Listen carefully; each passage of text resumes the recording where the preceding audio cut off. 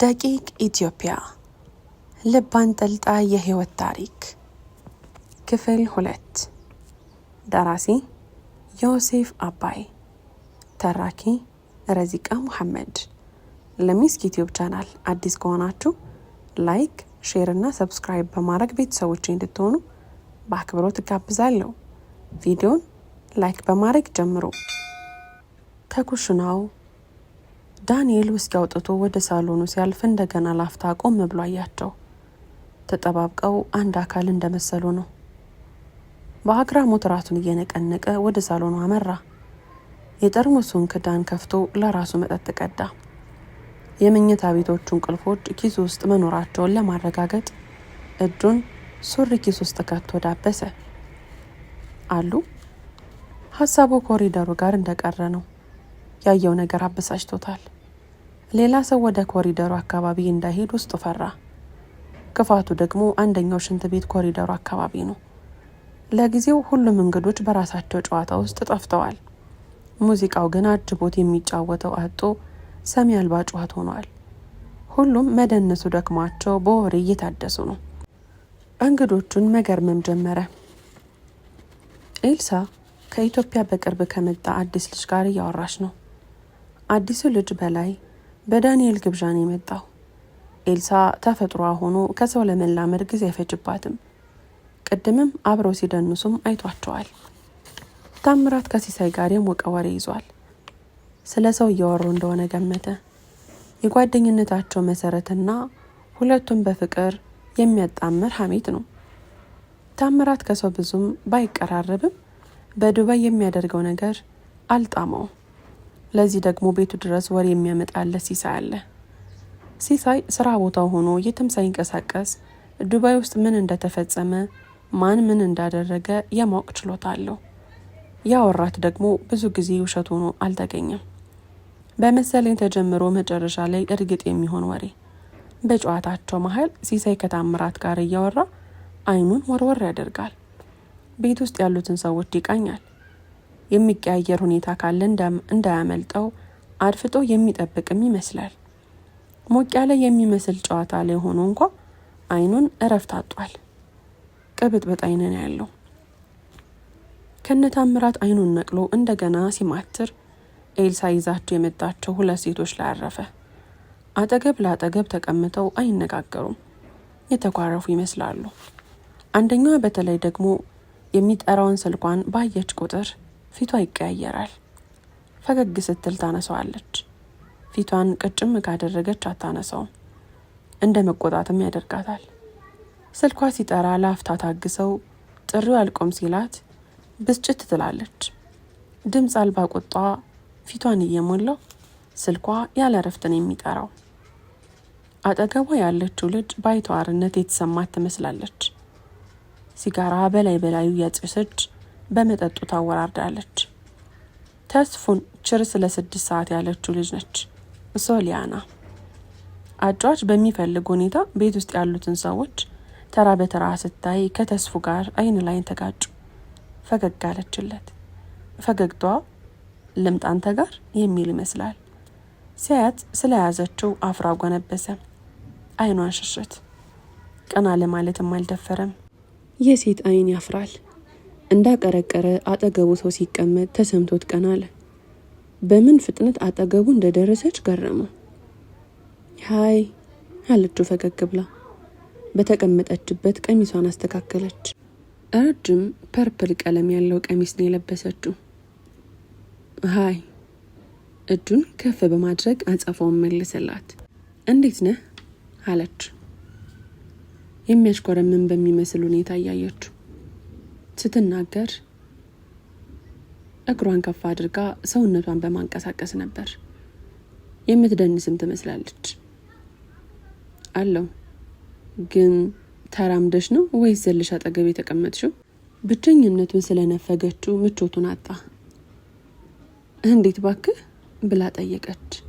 ሰውነቷን ወደሱ ዘንበል በማድረግ የተጠጋችው። እዛ ተቀምጠሽ አይችሽ በምን ፍጥነት አጠገቢ እንደደረስሽ ገርሞኛል።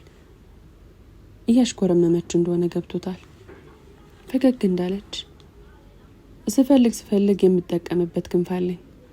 በርሬ ነው አጠገብ ያረፍኩት አለችው። መልአክ ነች ማለት ነው አላት በቆረጣ ያያት። ኃጢአት መስራት መልአክ ካደረገ የመጀመሪያው እኔ ነኝ ማለት ነው ስትለው ሳቀ። ታዳለ ዛሬ ለምን ክንፍሽን አታበድሪኝ? ምን ልታደርግበት? ይበልጥ ተጠጋችሁ። ሀገሬ ደርሼ ናፍቆቴን እንደወጣበት ነው።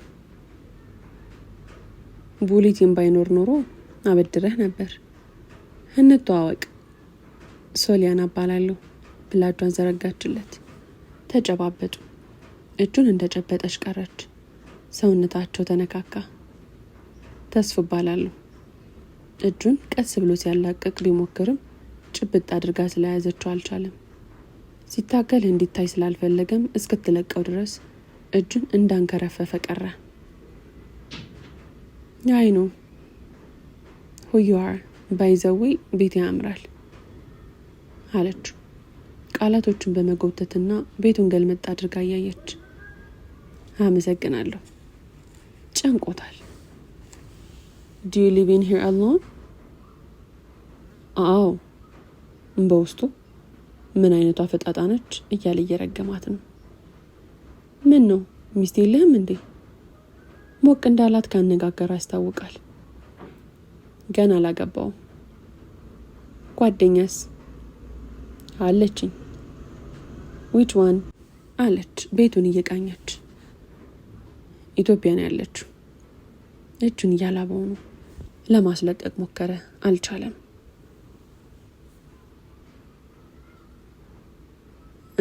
ለረፍት ሄዳ ነው አለች። አይ እዛው ሀገር ቤት ነው የምትኖረው።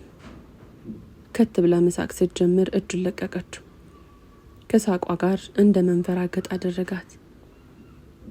ምንድን የሚያስቅሽ? የእጁን ላባ አንደኛው እጁ እያበሰ ለማድረግ ሞከረ። አሳሳቋ ግርምትና ድንጋጤ የፈጠረበት። አንተና ትከሻውን አቅፋ ጭንቅላቷን አስደግፋበት ድጋሚ መንከትከት ጀመረች። እኔ ምን አላት እቅፏን ለመሸሽ እየሞከረ። ምን ነጋ? በዚህ ዘመን የርቀት ትምህርት እንጂ እኮ የርቀት ፍቅር አይሰራም። ፍቅር እኮ እንደየአፍቃሪዎቹ ስለሚለያይ ስፍራና ሁኔታ የሚወስነው አይመስለኝም። ፎርጌት ዲስታንስ ላ እንደ ድሮ ሚስቶች ባሏ ኩርምት ብላ ዲቃላ እስኪያመጣላት የምትጠብቅ ሚስት በአሁኑ ዘመን የለችም ባክ። ሞቅታው ከልክ በላይ እንደሚያስቃት ገመተ። ስለ ፍቅር ህይወቱ ከነገራቸው በኋላ ብዙ ሰዎች የሚሰጡት መልስ ነበር ከሷ የሚያገኘው። በስደት ህይወቱ ያገኛቸው ያገሩ ልጆች በርቀት ፍቅር ላይ ያላቸውን እምነት ለምን እንደሳሳ ሊገባው አልቻለም። መከዳዳት፣ መለያየት በርቀት ፍቅር ላይ ብቻ ያለ ይመስል ብዙ ሰው ሲያማረር ነው የሚሰማው። ወይስ እዚህ ያለነው ሀበሾች የማንመጥን ሆኖ ነው ከዚህ ያልጠበስከው? አለች በንቀት ገልመጥ ብላ ያየችው። እንደዛ ሳይሆን እዚህ ከመምጣቴ በፊት ነው ጓደኛ ያስኩት። ጥያቄውና አስተያየቱ አስደነገጠው። ዋው አሪፍ ነው አለችና ትኩር ብላ አይታው። ማን ሀገር ቤት ጓደኛ የሌለው አለ ብለህ ነው? ይልቁንስ እኔ እዚህ ጓደኛ የለኝም። ወደ ተቀመጠበት ጠጋለች። ዝምታው ምንድን ነው? ለምኑ? ነገርኩሽ እኮ እዚህ ሳልመጣ አላስጨረሰችው። እኔም እንዳንተ እዚህ ሳልመጣ ጓደኛ አለኝ አልኩህ እኮ እጭ ብላ እጇን አወናጨፈችና ለምን የዚህ ሀገር ብቸኝነት አብረን አናሸንፈው? ደግሞ ተመችተኛል። ሰው ቢጤውን አያጣም ይባል የለ? ወንድ እኮ በሽ ነው እዚህ ሀገር አላት። ቤት ውስጥ ያሉትን ወንዶች እንድታይ ባይኑ እየመራት ሌላ ፈልጊ በሚል የንግግር ቃና በንቀት አይን ገልመጥ ብላ አይታው ሲጋራዋን አመጣችና Do you mind if I smoke here? ብላ ጠየቀችው። ስትናገር እንግሊዘኛ ታበዛለች። አረ እንዲያው ቆይ መኮስተር ያላምጣልሽ ብሎ ሊነሳ ሲል በእጇ ይዛ አስቆመችው። ፓኬቱ ባዶ ስለሆነ እሱ ውስጥ ተረኩሷል አትቸገር። ሲጋራውን በረጅሙ ስባ ጢሱን አየሩ ላይ እየበተነች በጎን አየት አደረገችውና ልክ ነህ። እዚህ ሀገር ወንድ በሽ ነው። የወንድና የሮዝ ችግር የለም። በአባባሏ ፈገግ ብሎ እንዴት ባክሽ ብሎ ጠየቃት። ሮዝም ወንድም ሞልቶ ተትረፍርፏል። እየተትረፈረፈ ነገር ሲባክን ከግፍ አይቆጠርም ማለት ነው። ያደግኩት እንደዛ ነው። ለምሳሌ ሀገራችን እያለ ሞልቶ የተትረፈረፈን ጊዜ ለዚያውም ነፃነት የሞላበት ሲባክን መቼ እንደ ግፍ ቆጥረን እናውቅና እዚህ መጠን ጥሩ ሆኖ እንደ ጦር ወጋን። እንደዛ ነው ጥቅም የሚገባን። ስለዚህ አስተዳደጋችን ሞልቶ የተረፈን ነገር ከክፍ እንዳንቆጥር አድርጎናል አለችው።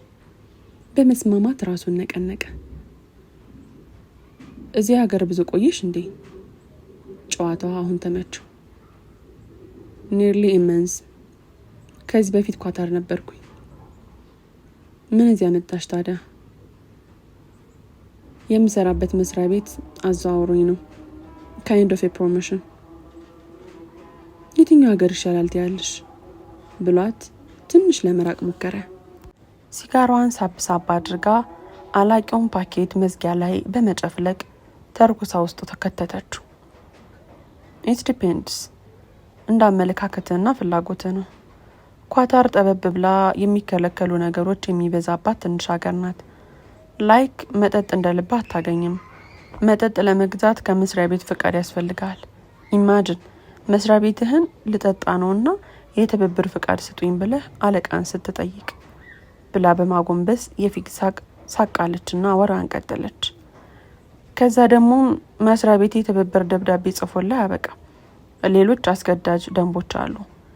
ጥሩ ደሞዝ የሚያገኝ ብቻ መጠጥ በቅናሽ ማግኘት ያለበት ይመስል ደሞዝ ከ14,000 ሪያል መብለጥ አለበት።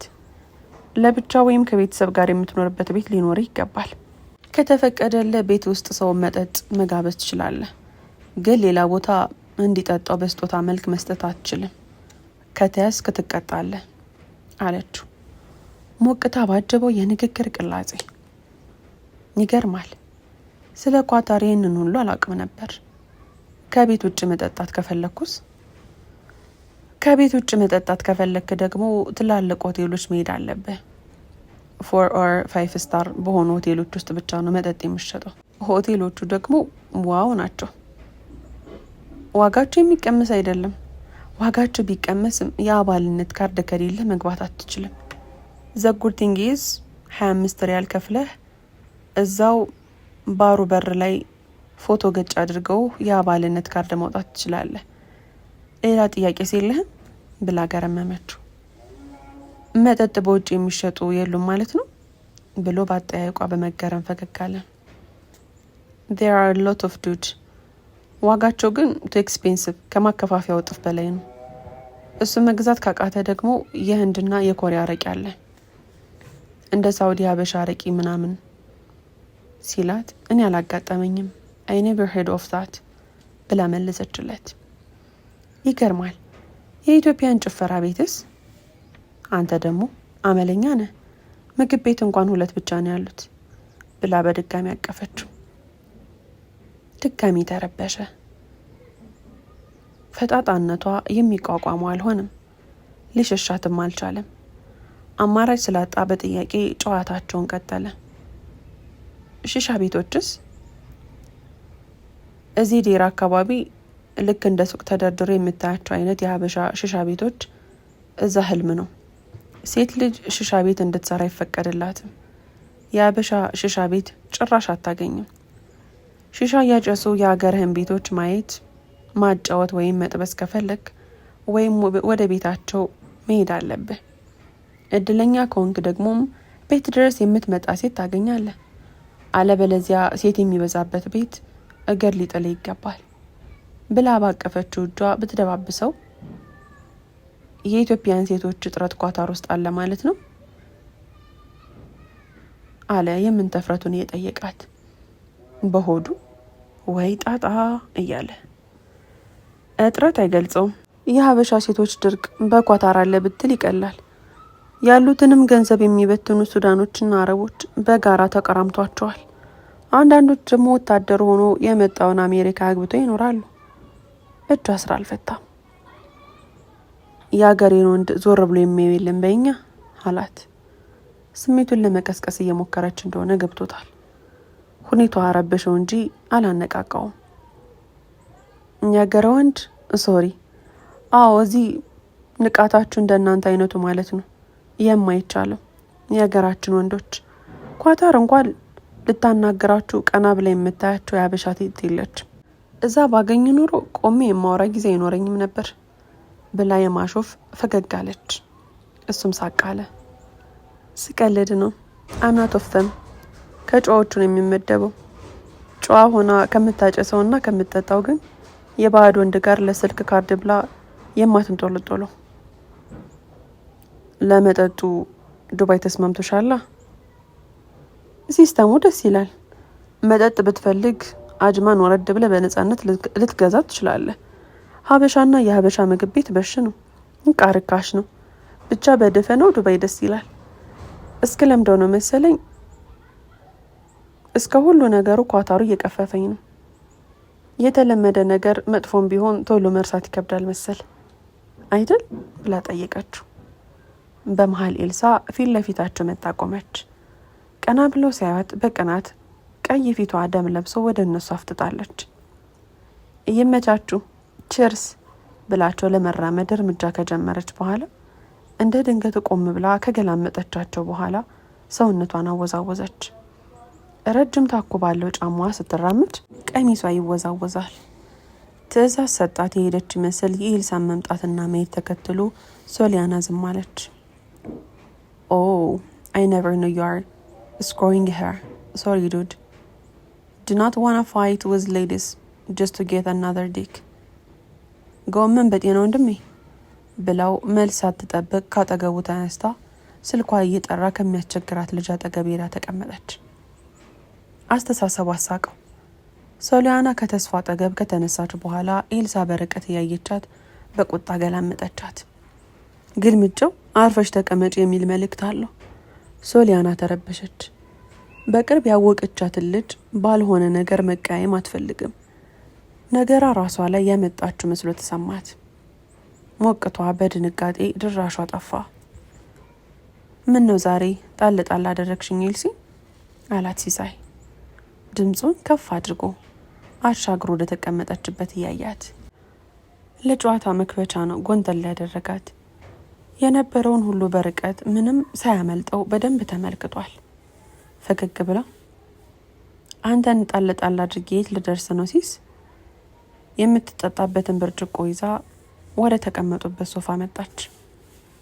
ቺርስ ለአዲስ ዓመት አላት። ቺርስ ላሮየውም ብላ ብርጭቆዋን ከሲሳይና ታምራት ጋር አጋጨች። አሮጌውማ የት አባቱ እየተንፏቀቀ አለፈ አለ ታምራት ጉሮሮን እየጠራረገ። ታሜ አንተም ታማራለህ እንዴ አለችው በሞልቃቃ ድምጽ። አረ አላማረርኩም አላልፍ ብሎኝ ነበር እንጂ። ምን ነው አዲሱ ዓመት ኃይለኛ እቅዳለ እንዴ ብላ በድጋሚ ኤልሳ ጠየቀችው። ምንም የለም እንደው አዲስ ነገር ደስ ይላል ብዬ ነው። በአዲስ ዓመት አዲስ ቺክ አማረህ እንዴ ታሚ ስትለው በሀፍረት የሚገባበት ጠፋው። አይኑ ተቁለጨለጨ። አነጋግሯ ምቾት አሳጣው። የሚዳፈሩ ሆኖ ተሰማው። በአንድ ተለዋወጠ። ከዚች ምላሰኛ ልጅ ገላግለኝ በሚል ሁኔታ ሲሳይን በክርኑ መታ አደረገው። ታምራት በእድሜው ጠና ያለና በምግባሩም ቁጥብ የሚባል ሰው ነው። ከሲሳይና ከተስፎ እንዲሁም ከጥቂት ሰዎች በቀር ዱባይ ውስጥ ከብዙ ሰው ጋር አይቀራረብም። እነማንን ነው ዛሬ ይዘሽ የመጣሽው አላት ሲሳይ ቶሎ ወሬውን ለማስቀየር። ላጣብሰ እንደሲስ አለች ወደ ሴቶቹ ባይኗ እየተመለከተች። ተገኝቶ ነው ከተስፎ ጋር ያለችው አሪፍ ትመስላለች አላት ሲሳይ በጭንቅላቱ ወደ ሶሊያና እያመላከታት። እሷንማ እያየህ ተቀደምክ እኮ አለችው ተስፉን እያየች። እሱ ሴት አይደፍርም ባክሽ። ደግሞ ማገር ቤት ያለችው ያስነካቸው ነገር እንዲህ በቀላሉ የሚለቅ ይመስልሻል? እሱን አንተን የምታውቀው ይልቅችኛው ሞክር አለችው በአገጯ እያሳየችው። ይችኛዋ እንኳ ስልክ ታበዛለች። ታክሲ ነች እንዴ? ምንድነው ታክሲ ደግሞ ብላ ጠየቀችው በግርምት። አገልግሎት ትሰጣለች ማለቴ ነው ብላ ልትቀጥል የነበረውን ከአንደበቷ መለሰችው። ሲሳይ ዱባይ የተደረገ ነገር የሚያመልጠው ሁሉም ነገር ያውቃል። አልጀዚራ በሚል ቅጽል ስም ነው የሚታወቀው። ብዙ ሰዎች ከሰዎች ጋር እንዳነኳኳቸው ስለሚፈሩ ከሱ ጋር ስለምንም ጉዳይ ሲያወሩ በጥንቃቄ ነው። ባለው የመረጃ ሀብት የሚኮራና በወሬ ማነፍነፍ ሀፍረት የማይሰማው ሰው ነው ሲሳይ። እኔን ጥበስሺ አለችው ኤልሳ በቀልድ መልክ። ተስፉ ይገለኛል እንጂ የአዲስ አበባ ድግምት የማይለቅ ነው ስትላል ነበር። አንቺ ማርከሹ ሳቶኝ አትቀሪም ሲላት በደስታ ከትብላ ሳቀች። እኔ ግን ሲስሙት ይደብረኛል አይደለም። ስሙ ራሱ የአባቶቻችን አይነት ነው። በዛ ላይ ሁሌም ሸሚዝና ጨርቅ ሱሪ መልበስ አይሰለችውም? ይኸው አታየው፣ ዛሬ በራሱ ቤት እንኳን ሆኖ ፈታ አላለም። ከሰኞ እስከ ሰኞ ጨርቅ ሱሪ፣ ሸሚዝ ወጣትም እኮ አይመስልም። ሙድ የለውም ባክ አለችው በማጣጣል መንፈስ። ሲሳይ የተንኮል ፈገግታ ፈገግ አለ። አነጋገሯን ይህን ያህል ቢያሻሽል ተስፉ ምርጥና አሪፍ ልጅ ነው ብላ እንዳወራች አድርጎ ነው የተረጎመው። ተስፉን እንደምትፈልገው ሁሌም ከሁኔታዋ ይጠረጥራል። አነፍንፎ የደረሰበት ነገር የለም። የዘለለ ነገር አድርጓል የሚል ወሬ ከሌላ ሰው አልሰማም። ታምራት ትኩረቱ ሌላ ቦታ ያደረገ መስሎ ፊቱን አዙሮ የሚያወሩትን እያዳመጠ ነው። ውድና የተከበራችሁ የምስኪ ዩቲዩብ ቻናል ተከታታዮች ክፍል 2 ይቀጥላል። ታሪኩን ከወደዳችሁት ከተመቻችሁ ላይክ፣ ሼር፣ ሰብስክራይብ ማድረጋችሁን እንዳትረሱ። በቀጣዩ ክፍል እስከምንገናኝ ድረስ በያላችሁበት ቀንና ሌላችሁ ሸጋ ይሆነልኝ።